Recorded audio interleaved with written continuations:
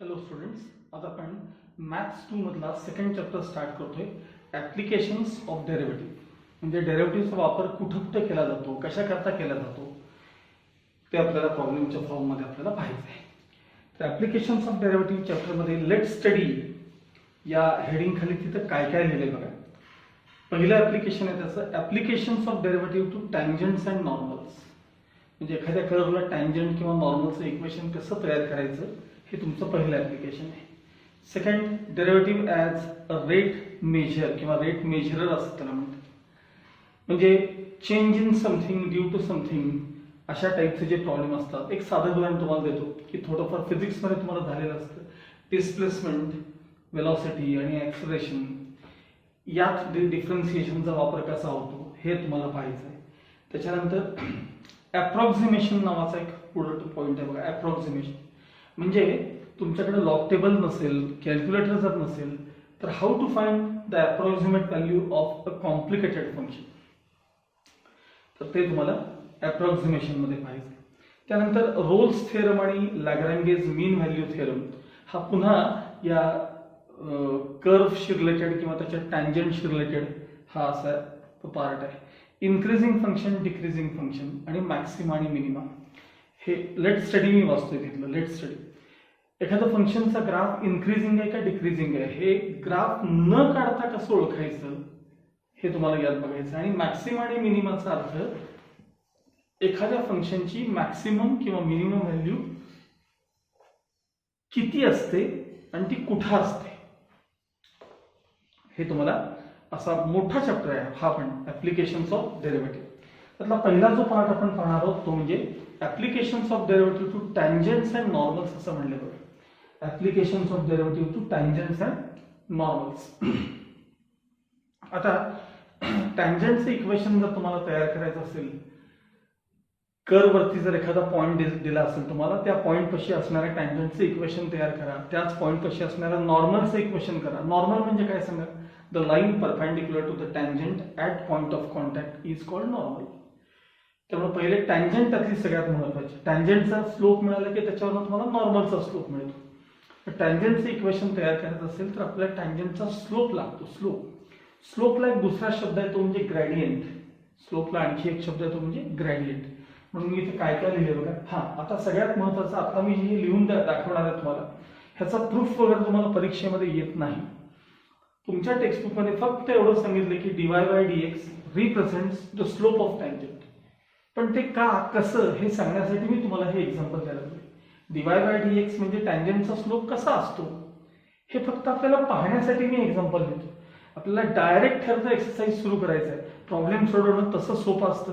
Basically तुम्हाला derivative यायला पाहिजे. 11वी मध्ये शिकलेलं लाईन होतं ना आपलं, लाईनचं इक्वेशन वेगवेगळ्या फॉर्म मध्ये कसं असतं. तर आपल्याला 99% केसेसमध्ये आपल्याला स्लोप पॉईंट फॉर्मच लागत असतो. y minus y1 equals m into bracket x minus x1. आणि थोडेफार लाईनचे बेसिक्स माहीत असले पाहिजेत. जर एखादी लाईन एक्स ऍक्सिसला पॅरलल असेल तर त्याचा स्लोप 0 असतो. तर लाईन वाय ऍक्सिसला पॅरलल असेल त्याचा स्लोप डिफाईन होत नाही वगैरे वगैरे अशा प्रकार. किंवा y इक्वल्स कॉन्स्टंट ही लाईन एक्स ऍक्सिसला पॅरलल असते. ह्या बेसिक गोष्टी तुम्हाला माहीत असणं आवश्यक आहे. ठीक आहे. म्हणजे एक्सरसाइज खरं तर आता मी इथनं डायरेक्ट सुरू करू शकतो. फक्त मग सर टँजंटचा स्लोप म्हणजे dy by dx का, तर हे कळण्यासाठी तुम्हाला मी हा भाग एक्सप्लेन करतोय. ठीक आहे. हा भाग जर समजायचा असेल तर पहिली गोष्ट फर्स्ट प्रिन्सिपलचा फॉर्म्युला यावा लागतो.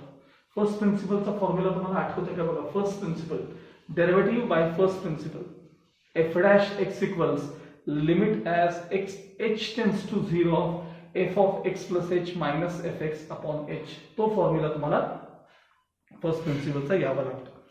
थोडंफार सिकॅन्ड आणि टँजंट या कन्सेप्ट माहीत असाव्या लागतात. एक्स ऍक्सिसवर जसं आपण पुढे पुढे इकडे जातो तसं एक्स कोऑर्डिनेट वाढत वाढत वाढत जातो हे माहीत असावं लागतं. आणि समजा एखाद्या कर्व वरती मी तुम्हाला एखादा पॉईंट दिला, एक्स कोऑर्डिनेट दिला एखाद्या पॉईंटचा, तर त्याचा वाय कोऑर्डिनेट कसा शोधायचा हे माहीत असावं लागतं. या जर सगळ्या गोष्टी तुम्हाला माहीत असतील तर हा पार्ट लवकर समजेल. ठीक आहे. आणि थोडंफार लिमिट मधला अप्रोच माहीत असावा लागतो. लिमिट मध्ये आपण जो शिकलेलं बघूया आपण वन बाय वन मी सगळं एक्सप्लेन करतो. y इक्वल्स एफ एक्स हे एका कर्व, मी तुम्हाला इथे कर्व काढून दाखवलाय. y इक्वल्स एफ एक्स हा ग्राफ आहे. त्या ग्राफला एक लाईन इंटरसेक्ट करून गेली दोन पॉइंट्स मध्ये, पॉइंट ए आणि पॉइंट बी मध्ये. आता ही लाईन जी आहे, ही लाईन त्या तुमच्या कर्वला सिकॅन्ट आहे, सिकॅन्ट, कारण ती दोन डिस्टिंक्ट पॉइंट्स मध्ये इंटरसेक्ट करून गेली. म्हणजे आता थोडक्यात लाईन ए बी काय सांगा, लाईन ए बी तर सिकॅन्ट आहे. लाईन ए बी काय आता तुमची सिकॅन्ट आहे. आणि y इक्वल्स एफ एक्स हे तुमचं एखादं फंक्शन आहे. उदाहरणार्थ मी एक्झाम्पल म्हणून देते. समजा y equals x square plus 2x plus 3 असं एखादं फंक्शन दिलं तुम्हाला. जेव्हा असं क्वाड्रॅटिक फंक्शन असतं ना, तेव्हा त्याचा ग्राफ हा नेहमी पॅराबोलिक असतो, लक्षात ठेवा. त्याचा शेप थोडाफार पॅराबोलिक आहे, थोडाफार म्हणतो पॅराबोलिक आहे. तर अशा प्रकारचं एखादं कर्व तुम्हाला दिलेला आहे आणि त्याला समजा या ए पॉइंट पाशी आपल्याला टँजेंटचं किंवा बी पॉइंट पाशी किंवा कुठल्याही एका पर्टिक्युलर पॉइंट पाशी जर टँजेंटचं तुम्हाला इक्वेशन तयार करायचं असेल तर काय करायचं. तर पहिली गोष्ट, या कर्वच्या इक्वेशनचा डेरिव्हेटिव्ह घेतला आणि त्यात जो काही तुम्हाला तो पॉइंट दिलाय तो रिप्लेस केला की त्या पॉइंट पाशी असणाऱ्या टँजेंटचा स्लोप मिळतो. एवढीच लाईन तुमच्या पुस्तकामध्ये आणि त्याच्या आधारे एक्सरसाइज सुरू केलं. पण आपण ते स्लोप का असतो, कसा असतो, आपण ते पाहणार आहोत. ठीक आहे, ऐका. आता हा पॉइंट आहे ना, ए पॉइंट, हे बघा.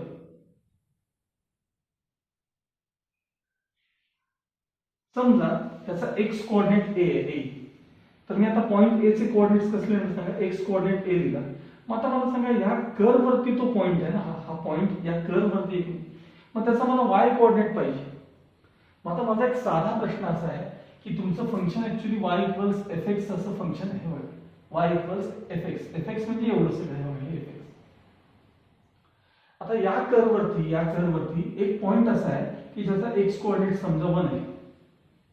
तर तसा तुम्ही y कोऑर्डिनेट कसा काढता समजा, किंवा लाईन मध्ये पण असतं बघा आपल्याकडे. लाईन समजा y इक्वल्स 2x प्लस 3 अशी लाईन आहे.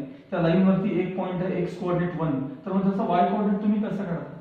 अरे त्या एफ एक्सच्या जागी जिथे जिथे एक्स आहे तिथं 1 रिप्लेस करता आणि y कोऑर्डिनेट सांगता.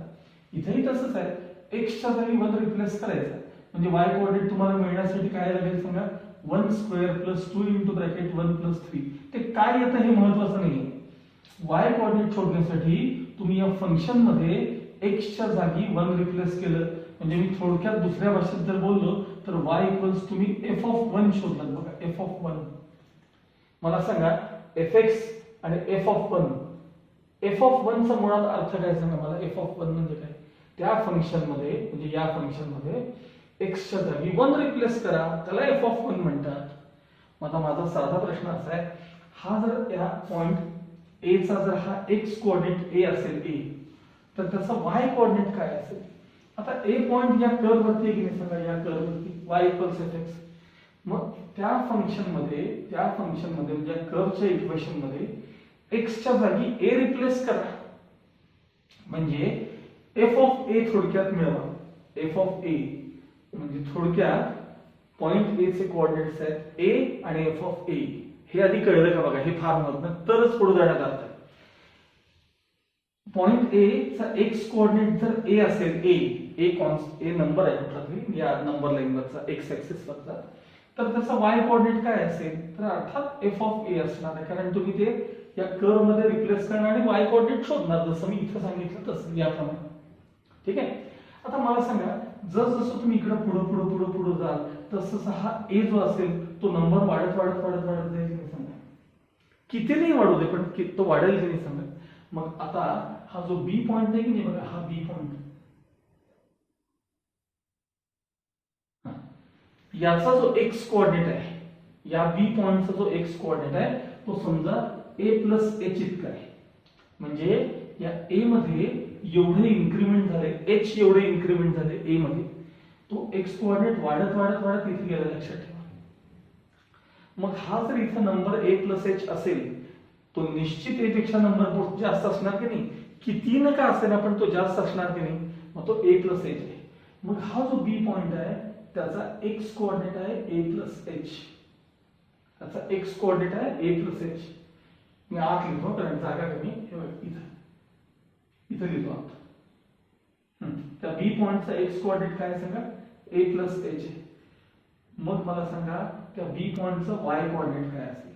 अरे आत्ता सारखं हा बी पॉइंट त्या कर्व वरती की नाही सांगायला, या कर्व वरती आहे की नाही, मग त्याचा एक्स कोऑर्डिनेट जर माहित असेल तर वाय कोऑर्डिनेट शोधणार कसं तुम्ही. त्या फंक्शन मध्ये एक्स च्या जागी a प्लस एच रिप्लेस करा. म्हणजे काय दिसेल तर तुम्हाला F of a plus H काय दिसेल तुम्हाला, त्याचा वाय कोऑर्डिनेट काय दिसेल F of a plus H. हा झाला त्यातला पहिला ए आणि बी च्या कोऑर्डिनेट्सचा भाग बघा, ए आणि बी चे कोऑर्डिनेट्स. ठीक आहे. आता मला सांगा की ही जी तुमची लाईन ए बी आहे ना, लाईन ए बी ही काय आहे सांगा. लाईन ए बी तुमची सिकँड आहे. लाईन ए बी काय सिकँड आहे. ठीक आहे. आता मी हे जे काही आता लिहिलेलं आहे फिगर मध्ये, हे मी आता थोडक्यात आधी बोर्डवर लिहितो. म्हणजे तुम्हाला समजा हे लिहून घ्यायचं असेल कोणाला आपल्या वहीमध्ये तर तुम्ही ते लिहून घेऊ शकता. ठीक आहे. हे हेडिंग द्यायचं असं काय द्यायचं सांगा. ग्रेडियंट म्हणजे slope of tangent at a point on the curve. ही मी सांगितलेली फिगर काढून घ्यायची. हे कोऑर्डिनेट्स मी कसे लिहिले आता तुम्हाला जस्ट सांगितलेलं आहे, कसे लिहिले ते मी. हे हा समजा एक्स कोऑर्डिनेट ए असेल तर y coordinate f of a. समजा x coordinate a plus h increase झालेलं असेल तर y coordinate f of A plus h. यावरनं मी ए आणि बी चे कोऑर्डिनेट्स लिहून ठेवलेले आहेत आणि थोडासा याच्याशी रिलेटेड एक पार्ट आता मी फिगर इथे लिहितो बघा. Let Y equals F X be any given curve.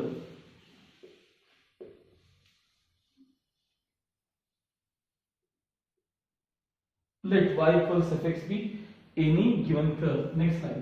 A bracket मध्ये a f of a and b bracket मध्ये a plus h f of a plus h are the 2 points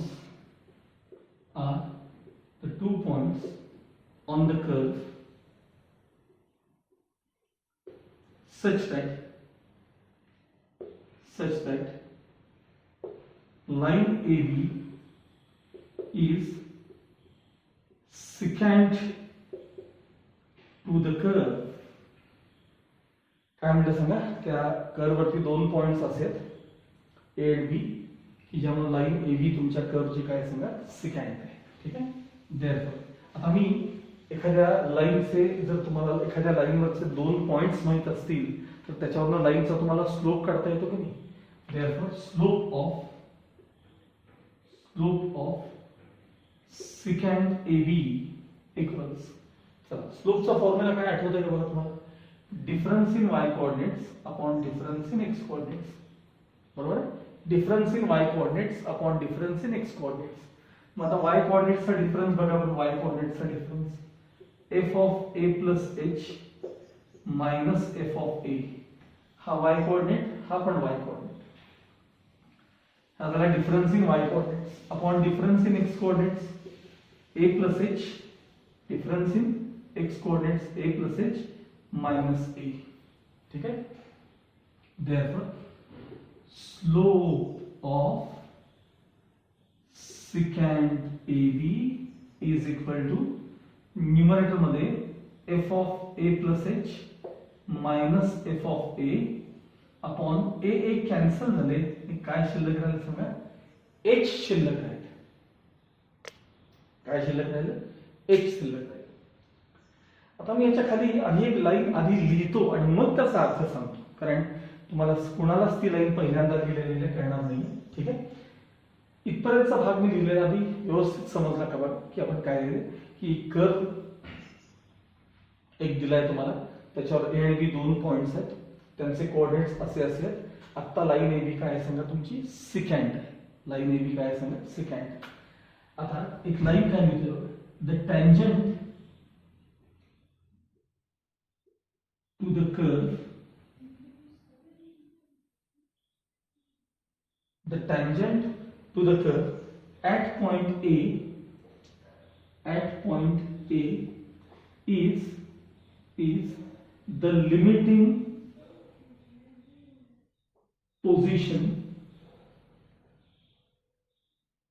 limiting position of point B किंवा of secant AB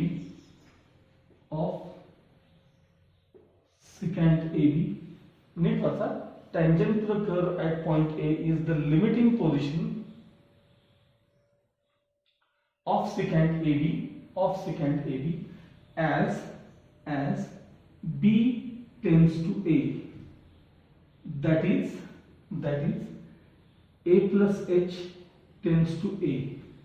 That is H tends to 0. फार विचित्र line आहे पण खूप सोपी आहे. त्याचा अर्थ खूप सोपा आहे. एकदा मी ड्रॉ करून दाखवलं की तुम्हाला ते समजणार आहे. परत एकदा वाचा.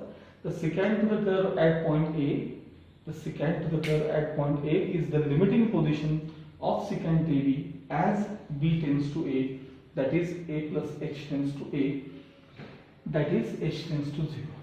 म्हणजे काय दाखवतो आता लक्षात. थोडासा वरचा भाग मी आता पुसणार आहे. फक्त स्लोप ऑफ सिकॅन्ट एबी आहे ना, हा जरा स्लोप तेवढा आता लक्षात ठेवा. मला आता नंतर परत लागणार आहे तो. हा slope F of A plus H minus F of A upon H हा एबी चा स्लोप आहे. हा पॉइंट तेवढा लक्षात ठेवा. मी बोल्ड अप करणार आहे.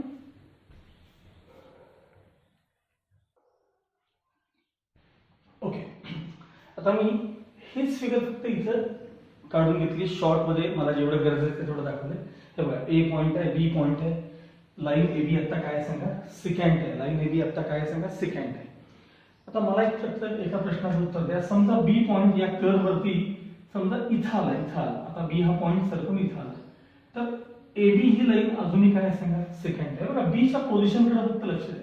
समजा बी हा पॉइंट इथं आला, तर आणखी तुम्हाला एक गोष्ट कळते का, ज्यावेळी बी पॉइंट हा पहिली गोष्ट मी बी टेन्स टू ए लिहिलेलं इथं कळतं का. बी टेन्स टू ए म्हणजे बी चा अप्रोच ए कडे आहे. म्हणजे बी पॉइंट हळूहळू सरकत जर आपण ए कडे आणला तर काय होते आपल्याला हे पाहायचं आपल्याला. बी हा पॉइंट. त्याच वेळेला हेही लक्षात ठेवा, जेव्हा तुमचा बी पॉइंट इकडनं इथं सरकतो तेव्हा त्याचा जरा एक्स कोऑर्डिनेटचा पण विचार करा ना. X coordinate a plus H होता, आता जरा तो कमी झाला असेल की नाही. आता इकडे येतो म्हणजे कमी झाला असेल की नाही.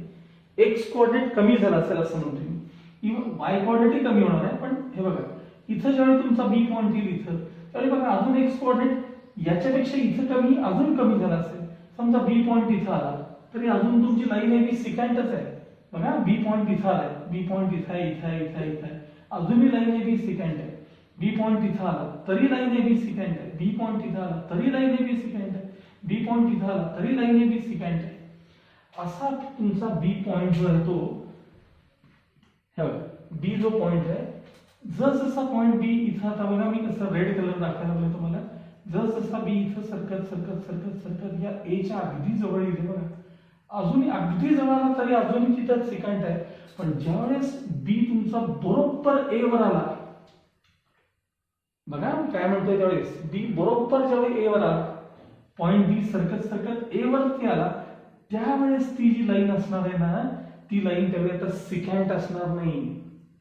कारण मुळात टँजंटची डेफिनेशन अशी आहे की अ लाईन अँड अ कर्व यांना जर एकच पॉइंट कॉमन असेल तर त्यावेळेस ती लाईन त्याला टँजंट असते. आणि जेव्हा एखादी लाईन आणि कर्व यांना, तुम्हाला हे सर्कलचं आठवतंय का आपल्या 9वी मध्ये. बघा, सर्कल दोन पॉइंट्स कॉमन असतील तर ती सिकॅन्ट. पण एकच लाईन जर तुम्हाला एकच पॉइंट जर कॉमन असेल तर त्याला आपण काय म्हणतो सांगा, टँजंट म्हणतो. त्यामुळं जर एखादी लाईन आणि कर्व याला एक पॉइंट जर कॉमन असेल त्यावेळी ती लाईन सिकॅन्ट राहत नाही. ती लाईन काय होते त्यावेळेस टँजंट होते. म्हणजे जसा बी पॉइंट आहे ना, बी त्याचा अप्रोच ए कडे व्हायला लागेल, जवळ ए च्या जवळपास जाईल. अगदी ज्यावेळेस ए वरती बी पॉइंट होईल त्यावेळेस तुमची लाईन जी असणार आहे, जी आतापर्यंत ज्या ब्लॅक लाईन सिकॅन्ट होत्या, ती लाईन काय होणार आहे सांगा, काय होणार आहे, ती लाईन टँजंट होणार. म्हणजे सिकॅन्टची टँजंट कधी होईल, लाईन ए बी जी सिकॅन्ट आहे, लाईन ए बी जी सिकॅन्ट आहे, सगळ्या सिकॅन्ट्स आहेत. बघा, त्याची टँजंट कधी होते, जेव्हा बी पॉइंट हळूहळू ए कडे सरकत एक्झॅक्ट ए वर येतो. म्हणजे फार महत्वाचं आहे, एक्स कोऑर्डिनेट हा कमी करत ए पर्यंत येतो. मला सांगा, ए प्लस एच जर ए पर्यंत यायचा असेल तर साहजिक आहे हे त्यातलं इन्क्रीमेंट तुमचं कमी होत 0 व्हायला पाहिजे की नाही सांगा. समजा तुमच्याकडे पहिल्यांदा 100 रुपये आहेत. आता तुमच्याकडे 100 प्लस 50 म्हणजे 150 रुपीज झाले. तुमच्याकडे पहिल्यांदा 100 रुपये होते. आता तुमच्याकडे 100 प्लस 50 म्हणजे 150 रुपीज झाले. आता त्या 150चे 100 रुपीज व्हायला तुमच्याकडे जे 50चं इन्क्रीमेंट होतं की नाही, इन्क्रीमेंट 50चं इन्क्रीमेंट बघा 100 प्लस 50 हे इन्क्रीमेंट तुमचं ज्यावेळी झिरो होईल ना तेव्हा तुमच्याकडे मूळची अमाऊंट शिल्लक राहील. म्हणजे ए प्लस एचचा ए कधी येईल, जर हा एच तुमचा झिरो कडे जायला लागेल तर त्याचा अप्रोच तो एच कमी कमी कमी व्हायला लागला की तुमचा हा ए प्लस एच काय होईल सांगा, ए होईल. म्हणजेच त्यावेळेस तुमचा पॉईंट बी सरकत सरकत कशावर येईल सांगा, ए वर येईल. म्हणजेच त्यावेळेस सिकॅन्ड ए बी तुमची काय होईल सांगा, टँजंट ए बी होईल. म्हणजेच तुमच्या सिकॅन्डचा स्लोप म्हणजेच मला सांगा, सिकॅन्डचा स्लोप म्हणजेच आता टँजंटचा स्लोप होईल. सिकॅन्डचा स्लोप म्हणजेच कोणाचा स्लोप होईल, आता टँजंटचा स्लोप होईल. जसा पॉइंट तुमचा बी पासून बी हा पॉइंट ए कडे अप्रोच करेल तसं बघा सिकॅन्डचा स्लोप सिकॅन्डचा स्लोप सिकॅन्डचा स्लोप सिकॅन्डचा स्लोप सिकॅन्डचा स्लोप करत करत एकदम तुम्ही आता टँजंटचा स्लोप म्हणणार, कारण तो पॉइंट बी कशावर आला असेल सांगा, त्या ए वरती आला असेल. त्यावेळेस त्याला काय म्हणतो तुम्ही, टँजंटचा स्लोप. हे आता सांगितलं कळलं. मग आता ही लाईन कळायला लागते बघा. The tangent to the curve at point A is the limiting position.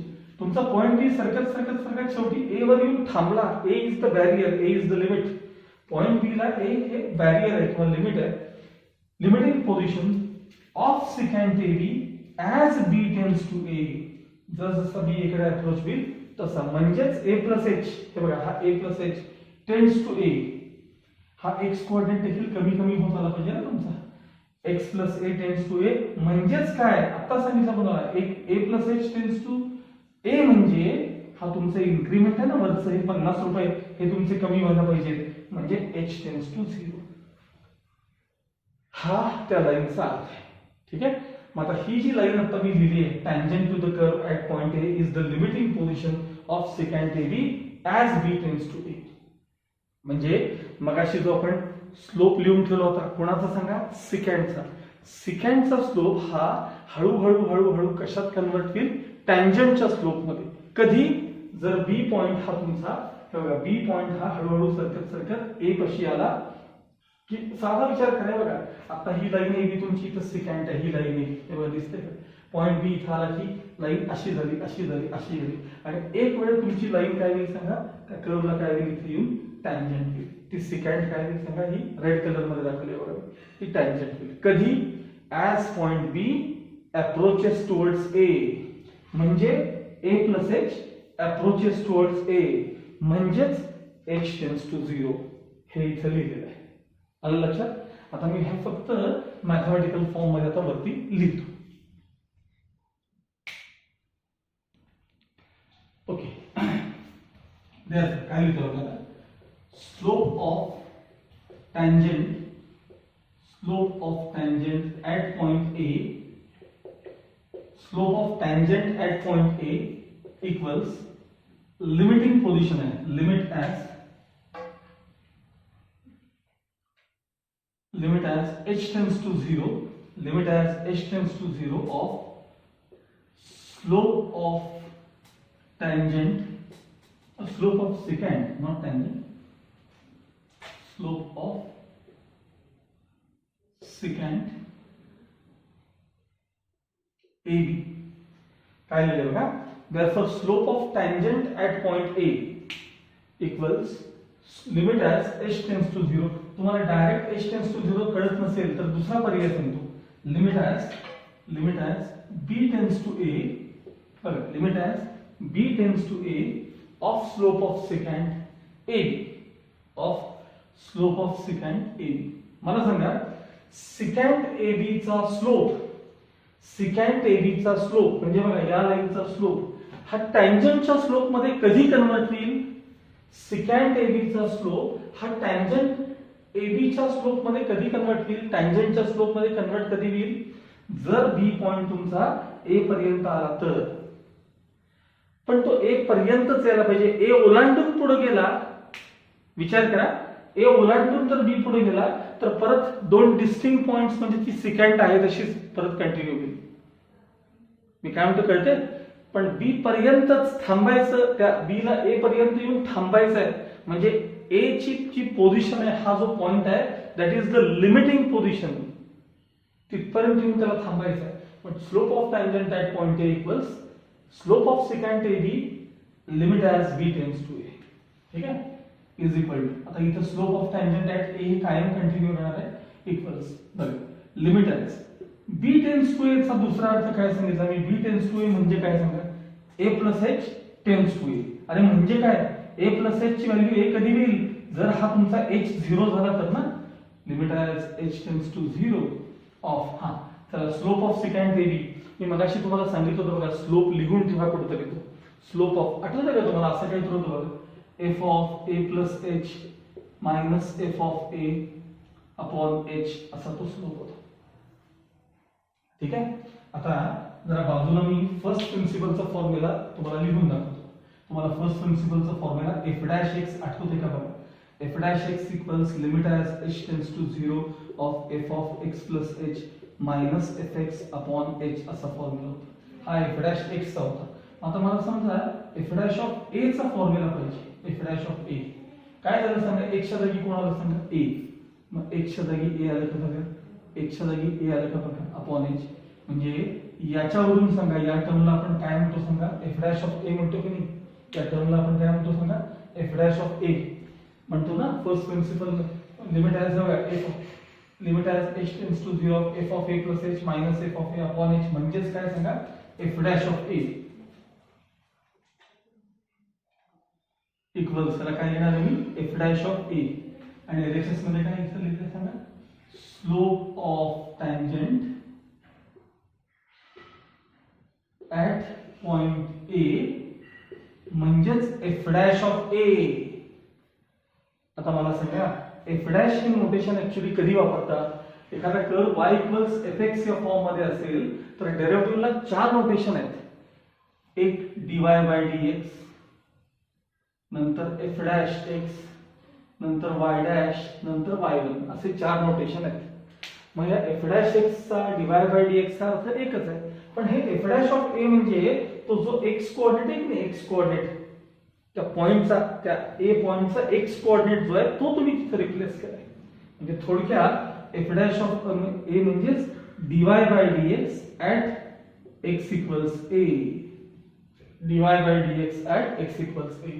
थोडक्यात काय, तर dy बाय dx किंवा एफ डॅश ए हा टँजंटचा स्लोप रिप्रेझेंट करतो, हा त्याचा अर्थ आहे. भलेही समजा आता काही लोकांना हा पार्ट मी असं म्हणत नाही, मी एक्सप्लेन केलाय व्यवस्थित, पण नाही जरी कळाला तरी एवढं फक्त इथनं पुढे लक्षात ठेवायचं, एखाद्या कर्वचं इक्वेशन दिलं असेल त्याला तुम्ही डिफरन्शिएट केलं की तुम्हाला dy बाय dx मिळतो. ऍट पर्टिक्युलर पॉइंट तुम्ही तो पॉइंट रिप्लेस केला, जसं आता मला टँजंट ऍट पॉइंट ए पाहिजे होती, तसं तो पॉइंट त्यात रिप्लेस केला की तुम्हाला टँजंटचा स्लोप मिळतो. थोडक्यात काय, तर इथनं लक्षात ठेवायचं पुढं, dy by dx represents the slope of tangent, dy by dx represents the slope of tangent. आणि तुम्हाला टँजंट आणि नॉर्मल मधला एकदा डिफरन्स सांगून घेतो, लक्षात ठेवा. हा तुमचा कर्व आहे किंवा सर्कल आहे, ही लाईन सर्कलला काय सांगा, टँजंट आहे, हा पॉइंट ऑफ कॉन्टॅक्ट आहे. याच पॉइंट ऑफ कॉन्टॅक्ट मधून टँजंटला जी परपेंडिक्युलर लाईन असते त्याला म्हणतात normal to the curve. Normal is always perpendicular to the tangent at point of contact. म्हणजे टँजंटचा जर तुम्हाला स्लोप मिळाला तर त्याचा निगेटिव्ह रेसिप्रोकल घेतला की तुम्हाला नॉर्मलचा स्लोप मिळतो. कारण एकमेकींना परपेंडिक्युलर लाईन्स असतील तर तुम्हाला माहिती आहे त्याच्यावर आपण स्लोप कसा काढतो, एकाचा स्लोप माहित असेल तर दुसऱ्याचा काय असतो, त्याचा निगेटिव्ह रेसिप्रोकल. म्हणजे 11वीचा जो लाईन आहे त्यातल्या थोड्याफार गोष्टी आपल्याला येणं आवश्यक आहे. 11वीचा लाईन चॅप्टर आठवतंय का बघा तुम्हाला. ठीक आहे, लेट्स कंटिन्यू एक्सरसाइज.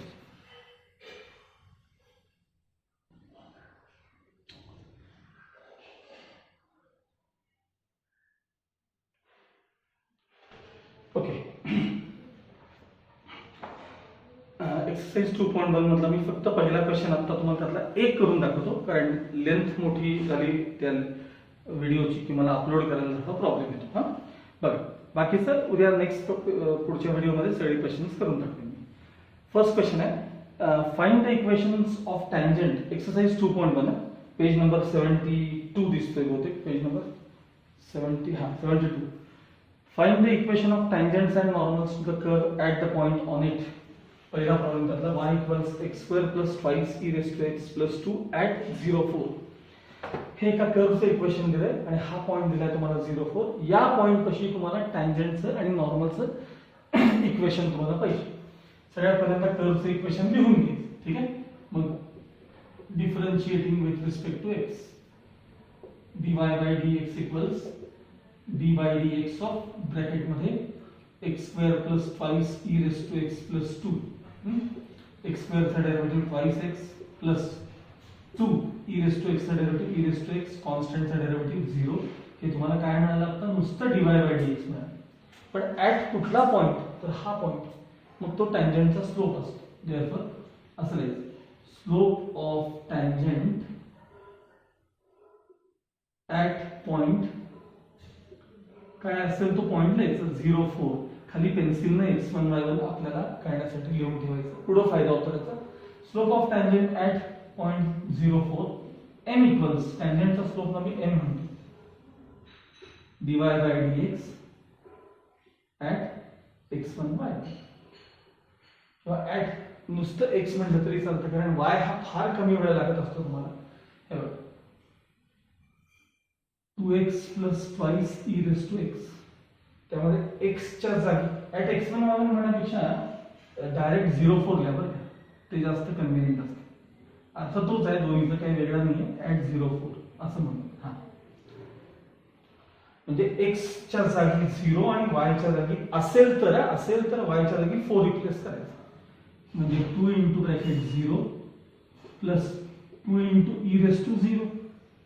आता ही टर्म 0 झाली, e रेस टू 0 म्हणजे 1, 2 इंटू 1 म्हणजे 2. थोडक्यात तुम्हाला टँजंटचा स्लोप किती मिळाला सांगा? m equals 2. कुणाचा स्लोप आहे सांगा? हा टँजंटचा स्लोप आहे. आपण आता टँजंटचं इक्वेशन तयार करूया. Therefore the equation of tangent is y minus y1 equals m into bracket x minus x1. हा पॉइंट तुमचा x1 y1, y मायनस इथं बघा x1 y1, y minus 4 equals slope 2 मिळाला होता आपल्याला, x minus x1. therefore y minus 4 equals 5x. सगळं पलीकडे घेतलं तरी चालेल. 5x minus y plus 4 equals 0. हे झालं तुमच्या टँजंटचं इक्वेशन. हे कोणाचं इक्वेशन तयार झालं? टँजंट. आता फक्त नॉर्मलचं तयार करायचं आहे. मग खाली लिहायचं स्लोप ऑफ नॉर्मल. टँजंटचा स्लोप किती आहे बघा, इथे आहे 2 आहे. मग नॉर्मलचा स्लोप किती असेल? त्याचा negative reciprocal. Therefore the equation of normal is